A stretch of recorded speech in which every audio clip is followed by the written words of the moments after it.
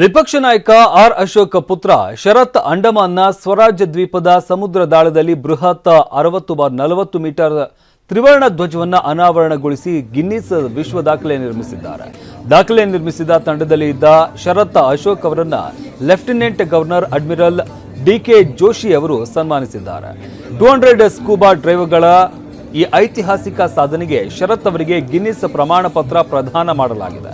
ತಮ್ಮ ಪುತ್ರನ ಈ ಸಾಧನೆಗೆ ಪ್ರತಿಕ್ರಿಯಿಸಿರುವ ವಿಪಕ್ಷ ನಾಯಕ ಆರ್ ಅಶೋಕ್, ತಂದೆಯಾಗಿ ಇದು ನನಗೆ ಅತ್ಯಂತ ಹೆಮ್ಮೆಯ ಹಾಗೂ ಪದಗಳಲ್ಲಿ ವರ್ಣಿಸಲಾಗದ ಭಾವುಕ ಕ್ಷಣ ಅಂತ ಹರ್ಷ ವ್ಯಕ್ತಪಡಿಸಿದ್ದಾರೆ.